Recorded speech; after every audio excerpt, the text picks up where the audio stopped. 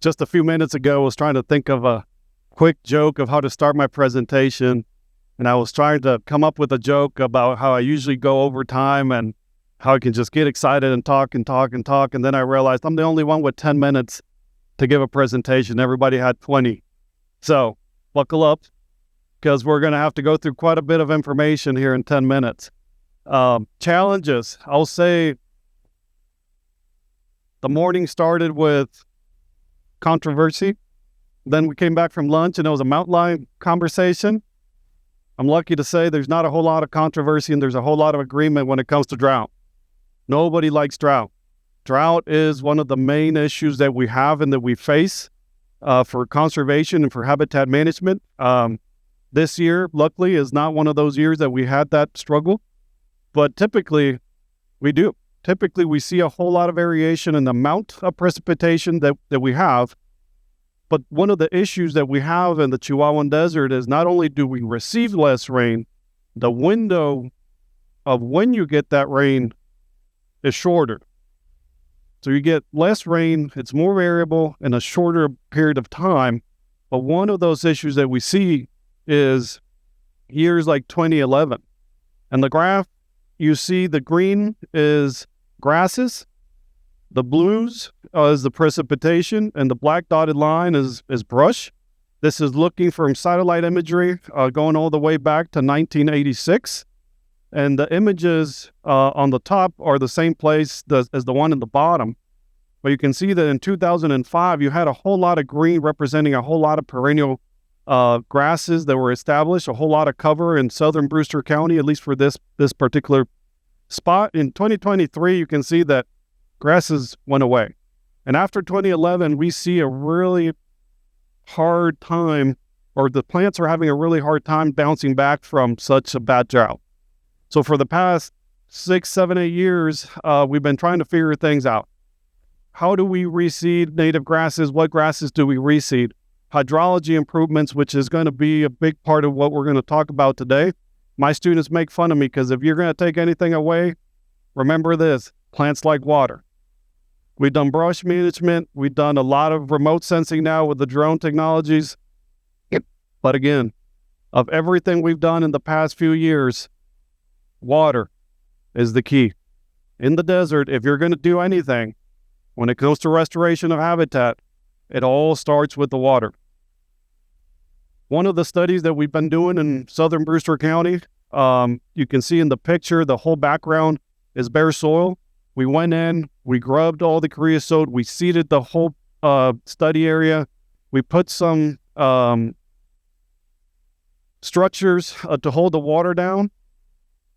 We put some brush. We did all kinds of things to see which technique would help the most.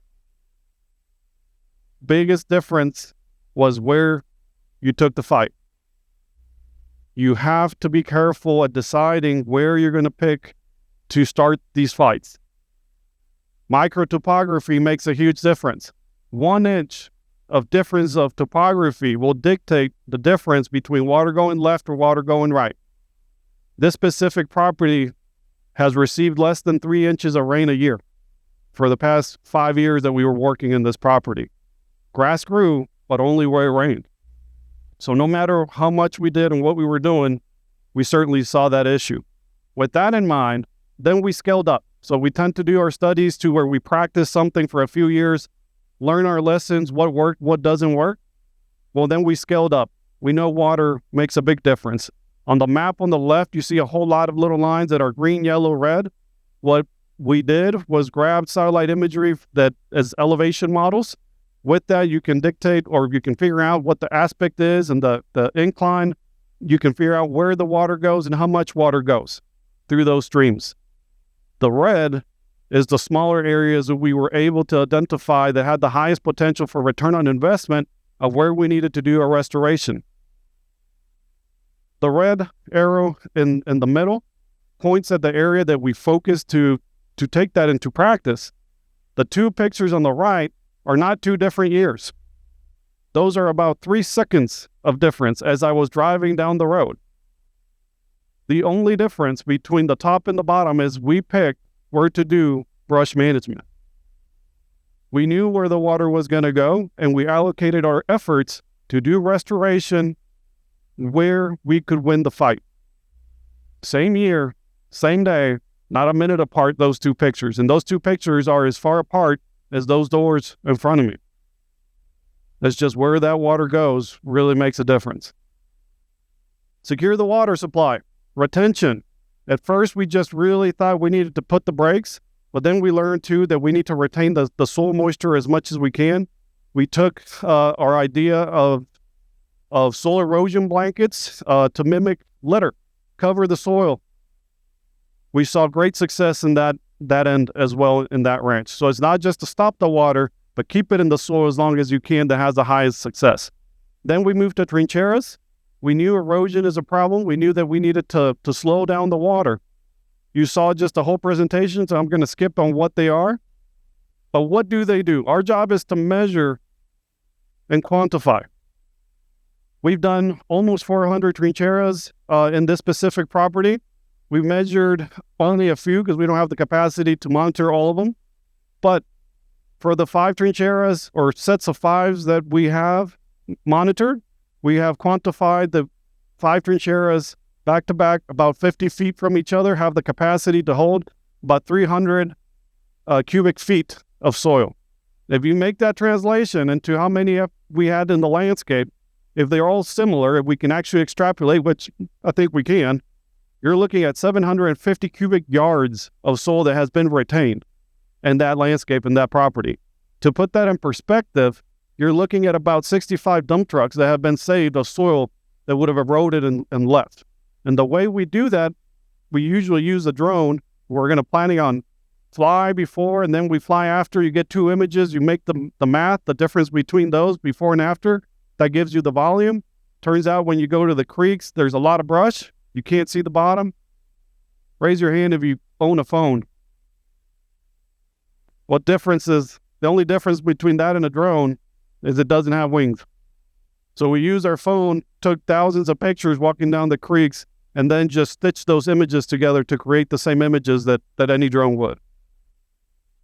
Going beyond restoration in private properties, we tend to diversify a whole lot of the research that we do. We have a lot of work in private properties. Oil and gas restoration in the Millen area is another one that we've done. Talk about harsh conditions. It is a hard place to restore grass when you have a caliche pad. So we went to the task 3 years ago. We started this project.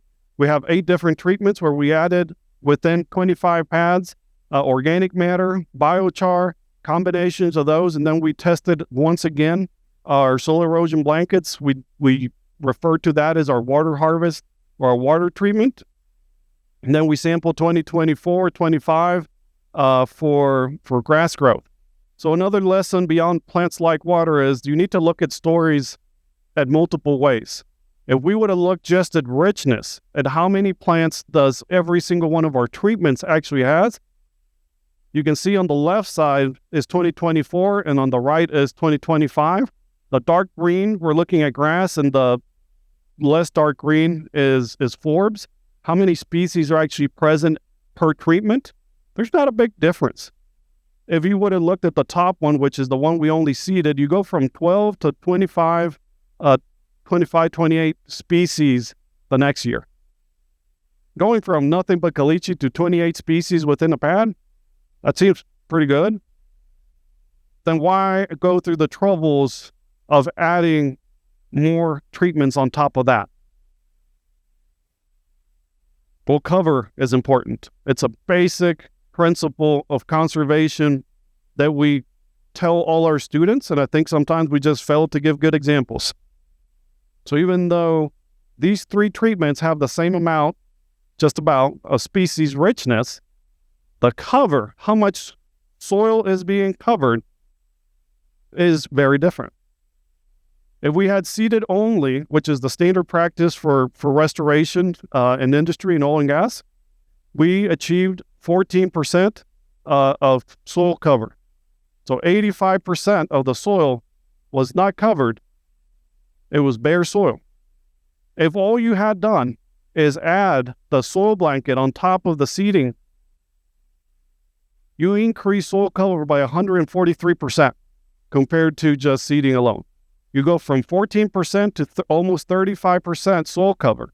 Now, does that sound like a whole lot of 30%? That leaves a whole lot of bare soil. When you go to the MIMS tomorrow, you will not find 100% soil cover. Even in our grasslands, if you have 50%, you're doing pretty good. So the fact that we went from zero caliche to 34, 35% soil cover of nothing but native grasses in 2 years, we're pretty happy with what we found. Now, if you go from seeding and putting that soil erosion blanket on top to adding organic matter and biochar on top of it, which is the most expensive of all practices, you increase 3.5% soil cover.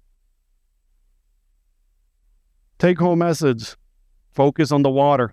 Everything else will help. We'll add a little bit on top of things, but it's not what makes the biggest return on investment when it comes to restoration. Soil moisture, you can see the blankets in this picture. You see that square? And then there's bare soil right in the middle. Everything was seeded. The fact that you see this right there is where those blankets were laying. The bottom picture, that's 3 years later. You can still see where grass only grew where we did our treatments. What difference does it make in the amount of water? We did a monitoring of the soil moisture and soil temperature. We have these new Hobo loggers that were able to quantify soil moisture and temperature every 10 minutes for 2 years. Millions of data records that we are now able to record. We don't increase the amount of water that the soil can hold. We do by 10% is what we found, 10 to 11%, but soil has certain capacity. You're not going to make magic of how much soil can hold. It can hold whatever it can. But how long does it stay in the soil? How long does that moisture stay in the ground? We increase the length of soil moisture within the range that we guesstimated that plants needed to germinate and grow and establish by 70% longer. We almost doubled the amount of time that seed needs to have water just by using water harvesting techniques. That made the world of the difference to the response. The treatment is only as good as the process that it repairs. Think of your body. You don't start to eat or exercise before you start drinking water. You need to follow simple steps. Keep the water on the site. Protect the soil surface. It's a simple technique that we just need to figure out new ways on how to keep the soil covered. That will retain the soil where it needs to stay. It will increase water retention and match the action to the place of what you're trying to achieve.